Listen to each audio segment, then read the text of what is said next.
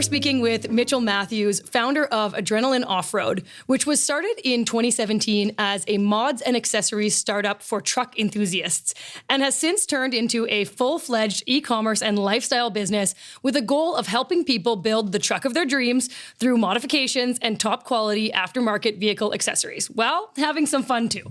Mitchel's business went from doing a few hundred in total sales in his first year to an exponential increase to over 90,000 in year two. And this increase was matched with YouTube followers too, as Mitchel began filming his off-roading adventures and now has over 37,000 YouTube followers. To top it off, at the time he started his business, Mitchel was only 19 years old. I was actually referred to Mitchel by our very first podcast guest on Start Podcast, which was Alex Drysdale. He was the owner of Cricket Protein Powder Company, formerly called Crick Nutrition, which, fun update, has now been invested in and is under the name of Hi. So that's H-I exclamation point if you're trying to find it these days. And so now on today's show, I've got Mitchel here with me in studio, and we'll say that I know, Mitchel, that Alex referred me to you because not only do you both relate on the fitness front, but he was also really proud to point me in the direction of another young man from the prairies who is making his mark here on the startup industry. So Mitchel, I'm happy that you're here today. Let's do Alex proud. Welcome to Start Podcast. What's up? Yeah, I'm happy to be here. Alex is the man. I really appreciate him hooking me up with you guys so I can do this here today. This is awesome. Yeah, Alex is great. And like I just kind of said in that update there, has gotten some investment and might be moving the whole business and looking at selling it. So lots of traction. And he's got lots of good insight if people flip back to that very first episode. But today, Mitchel, please tell us a bit more about the story of how Adrenaline Offroad came to be. Well. Okay, so pretty much it all started back when I was a young boy. Yes. Well, actually not a young boy, maybe like a teenager. And I really liked the idea of having a lifted truck. And I thought they were really badass and just cool. So when I first got my truck in grade 11, I had the goal to lift it and make it look really, really cool. And basically, I built it up over the years. And then one day I decided to bring it off-roading and to make YouTube videos of it. So I was pretty much just recorded a video of me and one of my buddies driving our lifted trucks through snow and getting stuck and having a good time, you know. Very Canadian of you. Yeah, absolutely Canadian. We didn't know what we were doing at all, but it was fun. And for some reason, one of the videos, after like a week, it had only like 40 views. And then all of a sudden, like the next morning, it had 10K. And then it started to get views like crazy. I'm like, whoa, this is so cool. Like, what's going on here? So tried to capitalize on it, making more videos like that. And then pretty much the channel just continued to grow. And then fast forward, I have like 30,000 subscribers and a huge truck enthusiast base that's watching my channel. So I'm like, well, why don't I try to make something that they can all benefit from and that everyone would love in this community? And then I started Adrenaline Offroad pretty much at that point. Yeah, that's a pretty interesting story. So you basically saw the traction of what was coming from social media, from YouTube, and then you leveraged that to create something. But not a lot of people actually have the like quick wit and intelligence to like be able to turn that around and turn that into a profitable business. At first, were you just thinking this would be kind of like a small side income, or did you always have big aspirations? I didn't really have the plans. Well, if you were to ask me if I would think back then if it would turn into what it is today, I would say absolutely not. That's like super far-fetched. But pretty much originally when I started it, all I had that I offered was like 2 different types of decals and like a t-shirt. That was like the whole entire Adrenaline Offroad store. That's what Adrenaline Offroad was just decals and t-shirts and a hoodie eventually. So at first it was like just very, very small and like nothing crazy at all. And then that was pretty much October into late 2017 when I just sold kind of like those things. And then fast forward to August 2018, that's when we actually launched our first LED lighting product and started to get into the actual accessories that go on the trucks. So right. So that evolution makes sense. But at that time, when you first started your business, like we said kind of in your intro here, you were 19 years old. So where does your sense of entrepreneurship come from at that point? Like, do you credit your parents or was it school? Where did that come from? Interesting that you asked that. So actually, both of my grandparents or both of my grandpas, they were millionaires, and my mom's dad, so one of my grandpas, he came across from Scotland in like, I don't know, early 1900s, sorry. And he didn't really know anybody here or anything like that. And he just wanted to start like a new life over here. And then he ended up making a bakery and being the owner of a bakery business and everything like that. And then he helped I don't know if you heard of McMunn Yates. He was very good Yeah. friends with the founders of that, and he helped found that company for them back in the day. And he was just definitely an entrepreneur. And both of my grandpas were entrepreneurs, essentially. And I feel like I definitely get that from them somehow. Yeah, it's in your blood, maybe. Exactly. It's got to be in the blood. Yeah. So you kind of knew that you could make it work, maybe, like when it first got started. Did you have that little fire inside you, kind of? Yeah, definitely had the fire inside of me. And like, even at working at my last job, like the job I had previously before actually just doing Adrenaline Offroad full time, like I would always get paid and just see how much would be taken off for taxes and stuff. And I'm like, I don't know if you can swear on here, but I'm like, this is like bullshit, quite honestly, right? And it really pissed me off. So I was like, okay, there's got to be some kind of way that you can like not have to just be stuck in that all the time, you know? And I just really didn't like the idea of having my hours every day dictated by somebody else. And that was pretty much like my main driving factor to starting my own thing, is I just wanted to have control of my own day as much as possible, like, and my time. I feel like a lot of people who start businesses say that, or people who have the idea of starting a business say something along those lines, like, wouldn't it be nice if I could like work from an island next week because it's my business and I can do it where I want? But is that really the truth? Or sometimes when you have your own business, we know that people are up real long hours, really late. It's a grind to make it work. Do you feel like that was the truth in the end? Like, do you feel that flexibility? I mean, right now I feel like it's still very early in the company, so I'm not really like getting the full freedom side of it yet. But on the other side of the coin, it's like when you're doing something for yourself, when you like, I can sit there and work until 2 a.m. and it's like I'm very content doing what I'm doing, and I don't actually feel like it's a hassle or anything, right? Like I'm very comfortable doing what I'm doing, and I'm just driven behind my why and everything. Like, so being there doesn't seem like a task or like an annoyance, unlike being at an actual job kind of thing, working for somebody else. It's like you're building something for yourself that you're going to have, so you're just happy doing it kind of thing. Yeah, even if you're putting in those extra hours. Exactly. Now, how do you separate the e-commerce business from the success that you've had on YouTube? Do you feel like the two are perfectly intertwined with the story you told me of kind of how it started? Or at this point, are they kind of living like two separate entities? Talk a little bit about that. So I think at the very beginning, the YouTube really helped kind of like lay the foundation for the business for Adrenaline Offroad. But I think like pretty much I've worked to build the Instagram account like a lot. And that's kind of where my main focus has been for quite a while now, actually. And it's where we get most of the traffic from our website from. So actually Instagram, not YouTube. Yeah, Instagram is like 60 to 70% of our total website traffic right now. So working and building on that community on the Instagram side has been like very huge. And I feel like it's kind of like an entity of itself, because my YouTube's more so Mitchel Matthews and like my personality. And then Adrenaline Offroad is like, my viewers on YouTube know what it is and everything, but it's not like the main kind of thing that the YouTube channel revolves around. Right. The YouTube is not automatically pushing the high percentage of sales to your on your website. So if you actually quantify it, it's good to have, but it's not actually the driving force now behind the revenue. Exactly. Yeah. That's really interesting. Okay. So let's dig into YouTube a little bit deeper. Teach us something about how to make an impact, or maybe how to gain traction. From my experience, I think the most important thing is by far your personality. Like, it doesn't really matter. Well, you have to have good content, but it doesn't matter how good your content is. If you don't have a personality that people can like and kind of want to see more of and whatever, then you're not going to, I don't think you're going to have success in YouTube very much. So pretty much having that personality, first of all, that people can like and want to see more of, that is the first major key. And then after that, I mean, just seeing what your audience likes. Well, I mean, are we talking about like before you get started, or? No, I think once you're a little bit in. Yeah. I would say just start uploading content and then see what people like the most of, right? So for me, I started with mudding and like off-roading and stuff, but I also did different types of videos, such as like installing a part to the truck, and you can tell like which videos get more views and which don't get as many views. So whatever gets the most views, try to kind of stick with that more.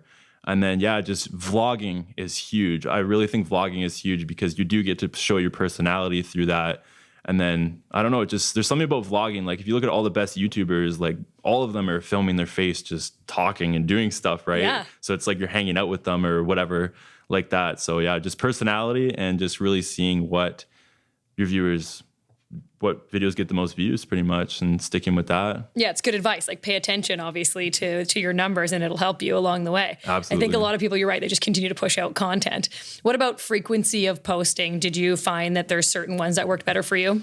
Yeah, so my upload day was always Thursday at 1:30 p.m. So I Googled, of course, what time is the best upload on YouTube? Yeah. And sure enough, that seemed to be the best time. So I kind of stuck with that. And then when I did uploading twice a week, I just figured out what the second best time supposedly was. I mean, like, does anyone really know? I don't know, but I don't know. It seemed to work good for me. So yeah, sure. You've been doing something right. So that's great. Okay. Now, growing an audience often comes with opportunities for partnerships or for brand kind of relationships. So how have you decided who to align yourself with? I imagine there's been people that approached you over time. Yeah. I mean, like earlier on when I just first started doing YouTube and had like 10,000 subscribers, I would get reached out to by companies that actually made LED lighting products. So like light bars and just random stuff like that. And back then I was like, I didn't have any of that on my truck yet. So I'm like, yeah, send it my way. I'll make a video of it kind of thing. So I didn't really care too much about like what it was. I mean, I put it on my truck and if it seemed cool, then I was like, yeah, I'm going to post this video. Right. But I mean, that's kind of how that was back then. And like now I don't know, like right now, with the business, the partnerships I have are very different.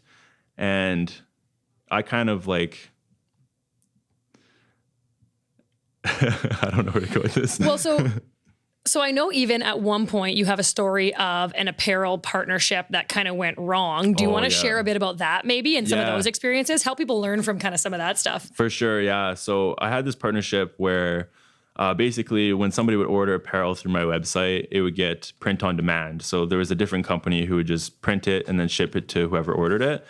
And this guy, I don't know what he was doing or whatever, but basically he would just take forever to print out orders. And then I had to like be on his case like every day saying like, where's this order? Where's that order? And like, it shouldn't be that hard to print and ship like clothing. You know what I mean? Like, it's not like you have to wait forever to produce it or anything like that. So that was kind of annoying and definitely one of the partnerships that wasn't so good. I mean, along the way, it's just naturally part of the business journey to come across partnerships and stuff that don't work out. And then pretty much you just have to try to identify what's not working and fix it and replace it with something that's better as soon as possible. Like even right now, for example, I have this one supplier that I work with, this manufacturer for one of our products. And it's like, they don't take things seriously enough. It's like they'll produce a batch of a product for us and then they're like short X amount of product. And I'm like, hey, like I can't have this happening all the time. So right now, as we speak, I'm looking for a better supplier, a better manufacturer to replace that with so I don't have to endure any of that stress and just waste of time pretty much. So yeah, and I think that mindset of like pivoting when things aren't going right or like finding that new replacement is something that's really important. Hey, like there's people who have been sunk by not doing that, by not feeling like it's okay to move on to the next partnership or the next vendor if you have to. Exactly. Yeah. I mean, if something's not working, doesn't matter how nice the people are or whatever, like, or if they're like, oh, no, sorry, I'll try to get it better next time. Like, no, you gotta cut that off and start on fixing it with something new because time is valuable, as we all know, right? So you can't be wasting time with any silly things like that. Yeah, definitely. Especially with kind of our market right now too and all the changes going on in the world. Like you do have to be on top of your own stuff. Otherwise it's risky. So your website, Mitchel, shows that you've got some currency options. You've got Canadian dollar, US dollar, euros, and an Australian dollar. Is that everywhere that you're shipping right now? So actually we typically only ship to the States and Canada. Okay. I actually just added that currency conversion thing like 2 months ago to the website. Before that, it was always in US dollars because like we have about 90% of our customer base in the States. And I was like, okay, well, I should get something set up for our Canadian fam. Like they're like, that's where we're based out of, it only makes sense. So I don't know. I just added that currency converter and then those ones were there. So I just kind of left them. I'm like, I don't know, maybe some guy from freaking Europe will come by and see this. Sure. And actually, it's not a bad marketing tactic too, right? Because if you do see that, like even to my question, right, there's an assumption that there is shipping that's happening there. And so it looks good, right? Like it looks like you've got that expansion. People are interested in your business. I think it's smart. So your largest business then is in the US right now. Yeah, definitely. And talk a bit about expanding to the US from Canada. Was that like a day one that there was interest from the US as soon as the YouTube channel became popular? A lot of followers right away were coming from the US? Yeah, I definitely think so because the truck scene is huge in the States, like way bigger than it is here. And especially Texas, like everything's badass and huge in Texas, right? And so is their trucks. Like the amount of people I have that just buy an insane lighting kit for their truck that are from Texas, like it happens more commonly there than anywhere else, you know? And just places in the States, people, I don't know, they just seem to take the truck community more seriously down there. So I think ever since YouTube, that was kind of just more popular in the States to begin with. And then it just translated to the business. Yeah. And now you've got distributors as well. What's that like setting up a distribution network? Pretty much typically we'll have the company will kind of most of the time the company will reach out to us via email or something like that and just be like, oh, we own this shop in North Carolina or wherever they're at. And then they just want to supply our products and we kind of just set that up with them with their wholesale account and then they carry our product and offer it to their customers in person. What are some of the challenges that come with that? Like, what's the hardest part when it comes to working with distributors? Well, for me, since I started with just like one-on-one sales, like individually to customer base before that, I didn't really know what kind of prices to offer for wholesale, right? Because when I did Google research, it's like, oh, expect to lose like half of your profit margins if you're doing wholesale. And I'm like, really, is this right? And kind of just like trying to play with the numbers and get it right and see what makes sense for wholesale. Because obviously if you're selling wholesale, you're going to move more volume, right? So it's like, how much volume do I have to move for this still to be worth it for my company kind of thing. So figuring that out was probably the hardest part. And now today, is direct to consumer still more beneficial for you or is it your distribution network? I would say definitely direct to consumer is like where the bulk of it is for us. Yeah. We don't have that many distribution companies. Distribution partners. Yeah. Okay, interesting. And where do you manufacture your products right now? China. Nice. Okay. And something here. Some people think that Chinese products are cheap, but the funny fact is actually almost every single LED around you all comes from China. It all does. Yeah. So it's just then maybe where it's packaged or something like that people change the label. Exactly. Now, talk about that a little bit because we just had a very large pandemic that we're still dealing with, and it stemmed from Asian countries where you're making your products. And so what was your first thought when the impact started to kind of hit everyday activities? My first thought was, am I going to have to like raise a shit ton of capital and try to buy like an enormous amount of products? So, because just in case like things to have your inventory. off. Yeah, that's smart. Yeah. Okay. Yeah. So luckily that didn't happen. Like I was kind of ready for if it was going to happen, like if they were going to not be able to ship to Canada all of a sudden or something like that. But yeah, that didn't happen. Luckily, I don't know. It seems like too many things come from China in the States and Canada. We use too much stuff that comes from China that if they were to shut that down, it would like affect things on a whole different kind of scale. Right. So So you were still able to get what you needed throughout that whole period of time. Yeah, absolutely. Wow. Okay. Were there any other impacts that you saw? Like was the rate of purchasing down from your regular customers in the US? No, actually the pandemic definitely spiked sales for my e-commerce business. Like I don't know, the way I think of it is like so many people are at home doing nothing and the government's handing out free money to all these people and they're like, well, what else to spend it on? What else to do but make my truck better in the meantime, right? Yeah, sure. And maybe people had a little bit more time and they're looking at their vehicle more because they're at home more. And yeah, perhaps that's interesting. They're just staring at it out in the driveway. They're like, well, what can I do here? Exactly. Just like when you were young and you wanted to modify your truck. Yeah. Okay. We're about to get into the speed round, Mitchel. But before we do, take a minute and teach us something about your industry that we don't know. Oh man, there's so many things I could tell you. Well, maybe let's start. How about for this? In Manitoba, doing different kinds of mods and modifications to your truck is like highly like despised of. Like MPI hates lifted trucks. Right. And if you have your tire sticking out past the body of your vehicle, you'll get pulled over and they'll impound your vehicle just because. I don't even know what the reasoning behind it is, but it's like we have so many silly laws in Manitoba about what you can put on your truck and what you can't put on your truck compared to anywhere else in Canada and the States. Like in Texas, you can do almost anything to your truck compared to here and they won't even care. That's interesting. Yeah. Okay. That is a good thing to teach us. And that's probably why a lot of your sales aren't coming from here, because it's a little bit more difficult. That's a very good observation. Yeah, it probably is. Okay. We're getting into the speed round now. So, all right, I got to take a sip of water. Hold on Okay. We'll get you ready. So you're going to answer in either a couple words or a sentence, and that's it. Ready? All right. Let's go. Describe yourself in a word or two. Motivated, strong. Good. Describe your business in a word or two. Badass. Love it. That's good. Yeah, okay, we'll just go with that one. What's the hardest part of starting a business? Reinvesting all the profits that you make and not saving it. What do you suck at?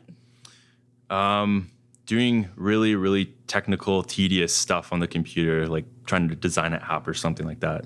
I like that you're trying to do that, yeah. At any point, have you ever considered giving up on this entrepreneurial life? Definitely not, because I know that my grand success definitely lies in as an entrepreneur. Yeah. What keeps you up at night?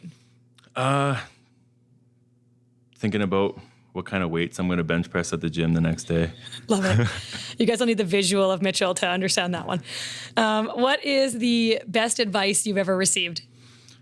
Oh man, that is like an impossible question. There's so many things. What, does one come to mind? If you believe something in your mind, then you can achieve it. What is the best way to relax? Do you relax? Yeah, I don't know if I should say it on the show, but maybe just lay on the couch and breathe deeply. All right. What is the toughest thing you've ever done? I don't know. I'm drawing a blank. All right. Do you have a substitute question? No, but we'll come back. What does innovation mean to you? Being able to do something and ultimately change the game, like do something that nobody's done before in a better way. Awesome. And that was our speed round. You can relax now. I know, right? Big breath. Tell me a bit more about the things that you suck at. I think you were going to tell us a story. Oh, yeah.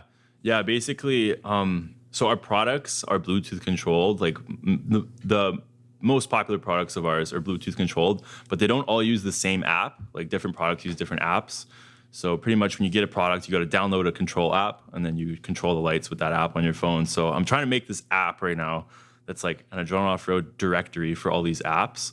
And like, so you can access many things in one spot. Exactly. You just download this one app, and then you have access to the different apps in it.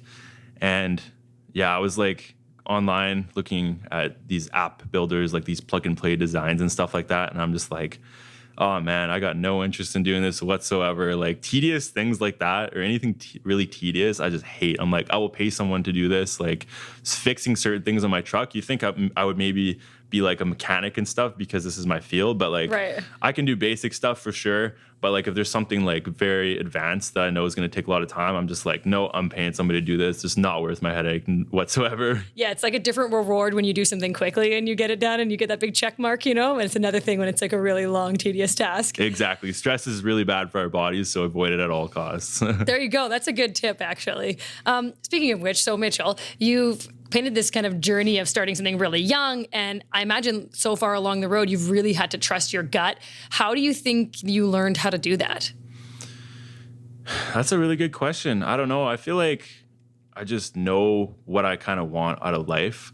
Like I know what my end goal is and what my vision is, and just staying true to that and is just kind of like allowed me to make better calls, I guess. And just knowing that making mistakes is not a bad thing. Like school teaches us that you make a mistake, like that's very, very bad. But no, you actually learn the best things through mistakes, right? So anytime you learn a mistake, it'll just make you better. So you just can't be afraid to kind of just take leaps for things like calculated risks, pretty much. Don't be afraid to make calculated risks all the time. Yeah, that's a really good tip. Are there other traits that you think you've relied on as an entrepreneur that you just innately had? I don't know. That's a good question. Maybe just like interacting with people on a very, what's the word? Just, I don't know, just keeping it really real. Like for my business, I always keep things as non-corporate as possible. And whenever I'm interacting with customers, I don't speak like a regular representative of a company. Like I will be talking to somebody, I want to be like, oh man, this is going to look freaking awesome on your truck. You know, I'm not going to be like, oh, this will be a good part for you, you know? Right. Just really like kind of adding your personality to your customer interaction pretty much. Yeah, and that's where when I look at kind of the tie-in to your Mitchel Matthews brand, the YouTube, things like that, it's like you've created this lifestyle business where if people are buying off of you, they're partly wanting that experience that you're describing, right? Like you've managed to integrate it all into one thing. Exactly. Yeah. And I mean, another thing is like, it doesn't matter how good your product is. Like anybody can have a good product, but bringing a really good business to it and actually like having that interaction side, like I feel like that's where the most important part of a business is. It's not actually your product. Like, yeah, have a good product, but have an outstanding like customer service part and an outstanding experience on that side of things for your company. Yeah. And I think it's one thing too to have that like amazing customer experience and attitude outwardly, but then what we talked about briefly earlier about kind of the ups and downs of having a business, the days where you think you can make your own schedule, but it's not always the same. I know offline you mentioned a little bit about kind of like almost the mental health side of the business, like dealing with having your highest sales revenue month to right after that having your lowest come immediately following. What does that feel like? Well, the thing is, when you have a very high revenue month, let's say you have like your best revenue ever, and it's like you set a personal record, you feel like you have a lot more flexibility to do certain things.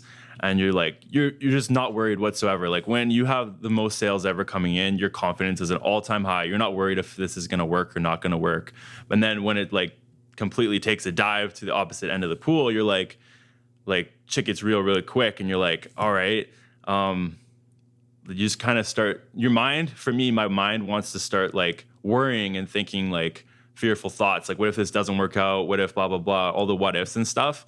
But really what you got to do is you can't think about those fears. You have to like, as soon as possible, you have to forget about the fears and just focus all your attention on your worthwhile goal and like why you're doing what you're doing, and just kind of connect yourself back to the whys and everything like that.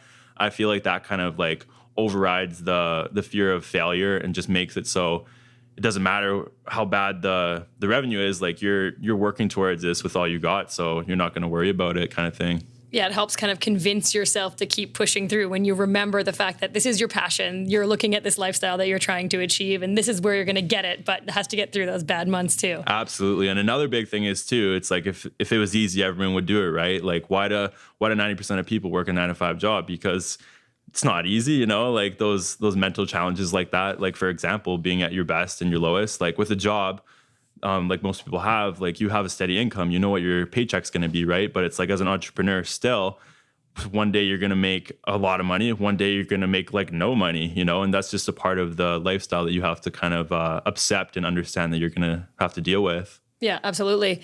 Talk a bit about that, about jumping into entrepreneurship right after high school, because you mentioned kind of in advance of today too, and a little bit earlier in our interview here about kind of the idea of what they teach in school isn't necessarily what you need to be an entrepreneur. And now I think schools are getting a little bit better. They have entrepreneurship classes and things like that, but there's been a long time where they didn't.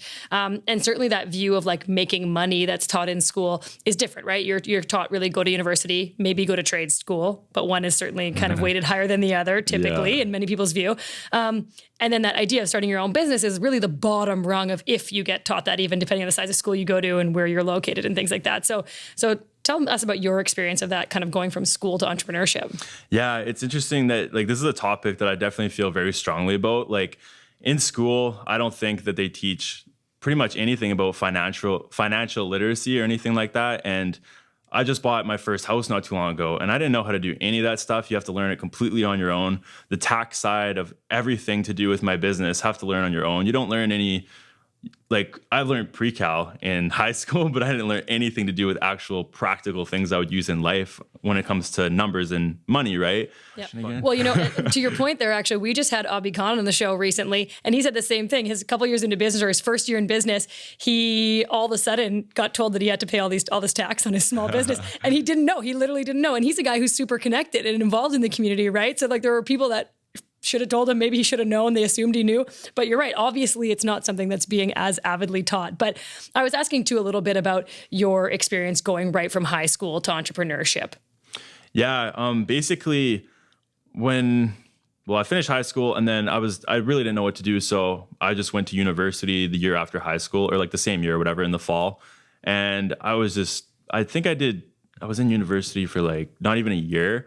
And I was just sitting in my stats class one day. I'm like, everything I'm taking, every single course I have no interest in whatsoever. I think I was trying to go in for like sports medicine science or something. And all of my courses had nothing to do with actually what I wanted to do. And that's what university is, right? For the first year, at least, like you have to do all these courses and pay money for stuff that has nothing to do with what you want to do, which is so funny. But I was like, hey, this doesn't make any sense. So I just quit and dropped out of university. Screw that. But so, and then I was kind of starting when I was in university, right before I dropped out, I was kind of thinking about making custom t-shirts. And that's kind of where like the whole, like, I guess stuff started.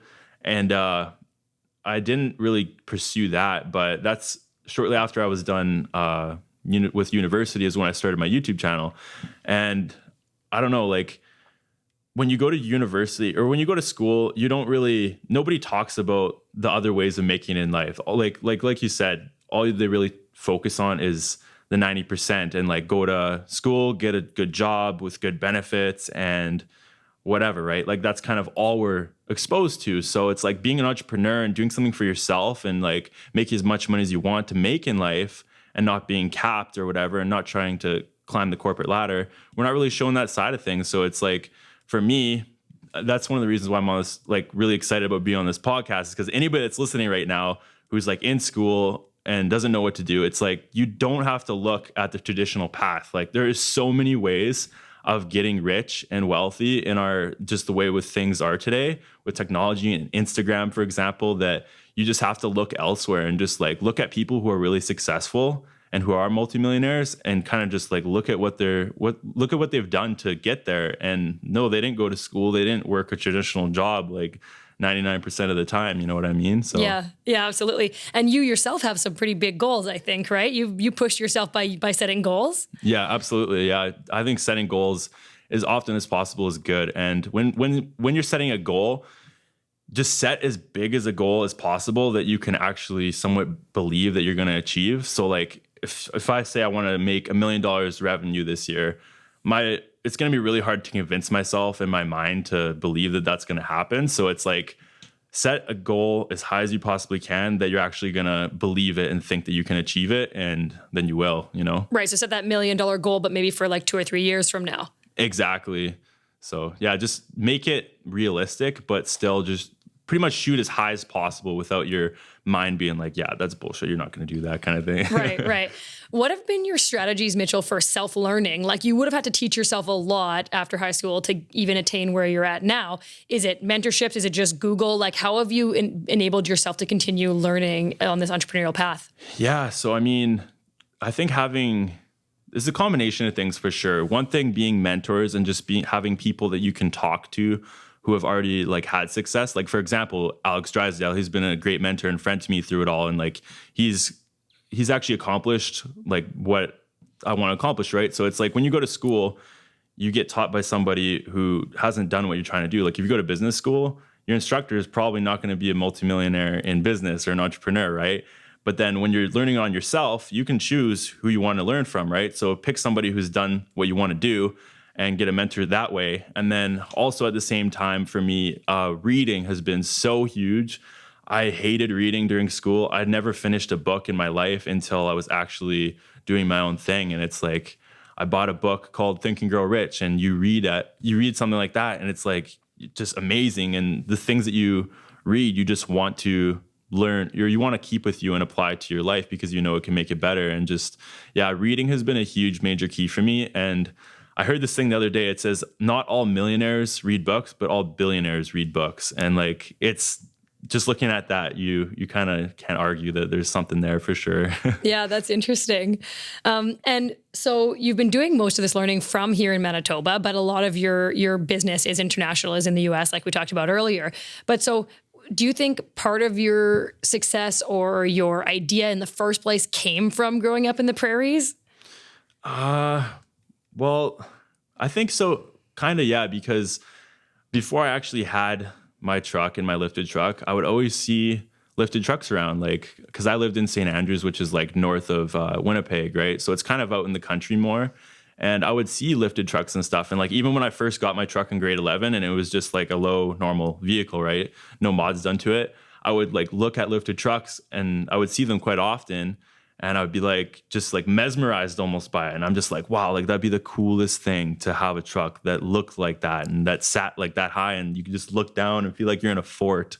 And that's literally what it's like. But yeah, I think definitely just being around, like having trucks like that around has had an influence for sure. So I guess, yeah, in a way, the prairies have been part of it. Yeah. Sure. That's good. And is there anything that you would do differently if you started again? I mean, it wasn't that long ago, but you've probably packed in a lot of learning in that period of time. Yeah. So I'm actually starting a side business right now. And yeah, just doing it over again, like everything as far as setting up the website, marketing your product, everything like that.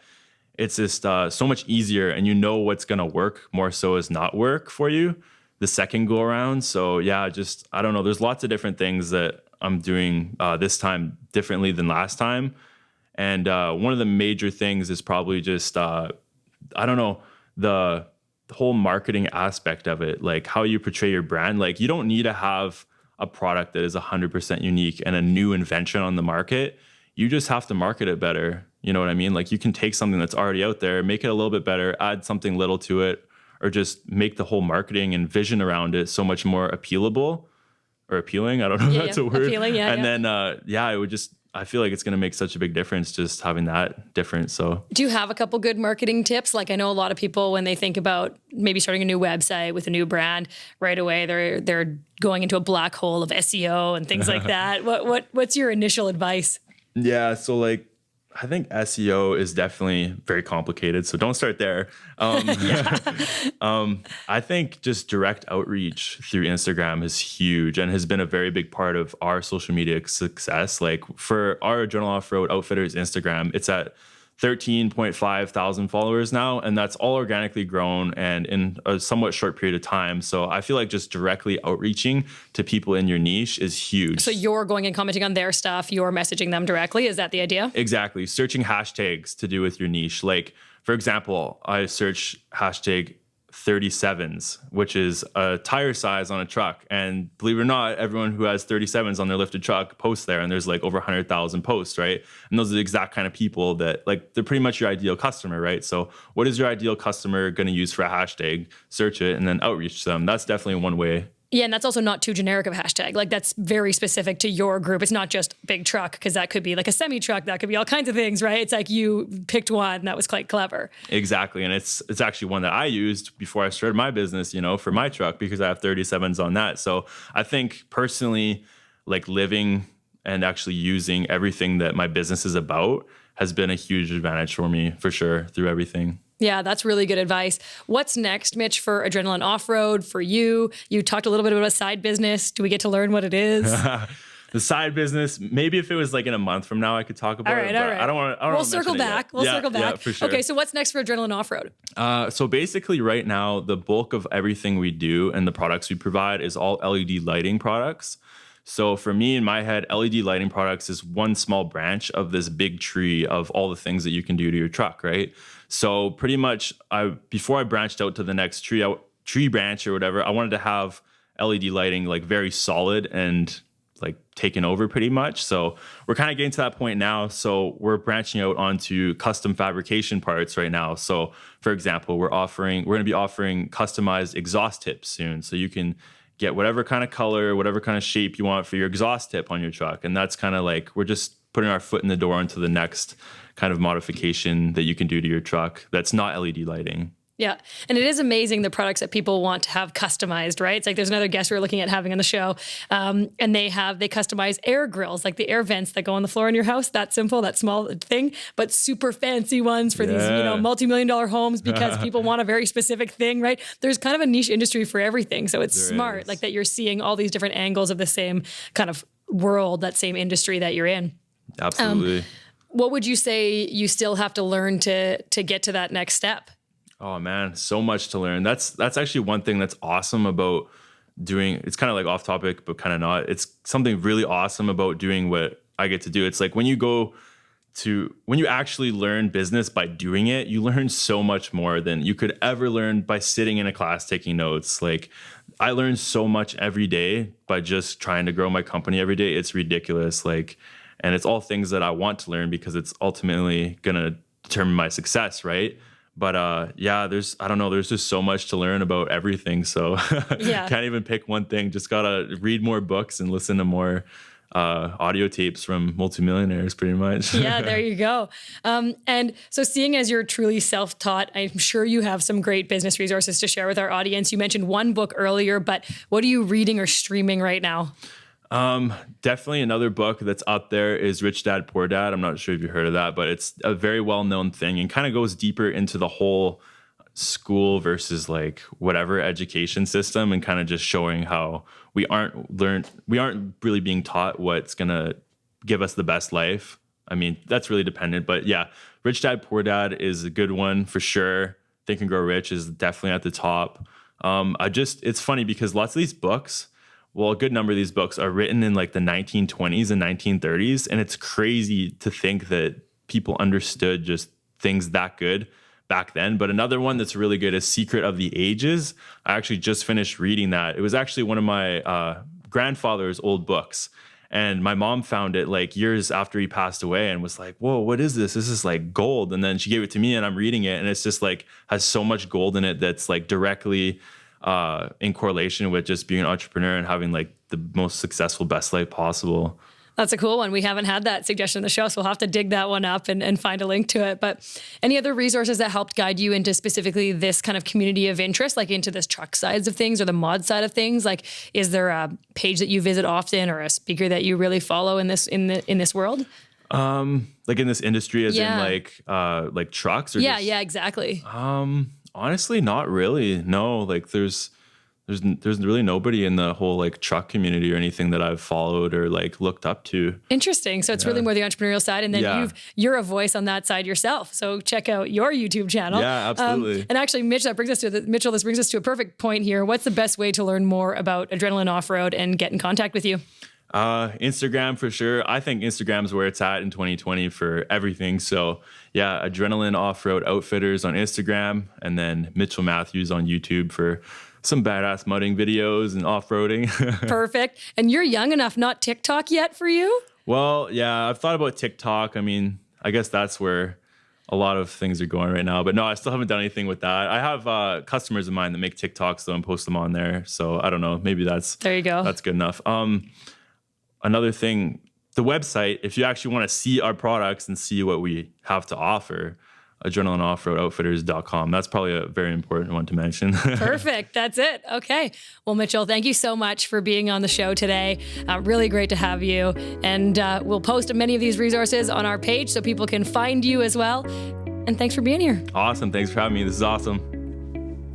Thanks for watching. If you like this episode, be sure to subscribe and leave a comment below. Also, find us at startpodcast.ca for full show notes and to really get to know all of our guests, and join our email list so you never miss an episode. You can also chat with us on social media at Start Podcast, or find me at Margaux Miller. For now, thanks for watching.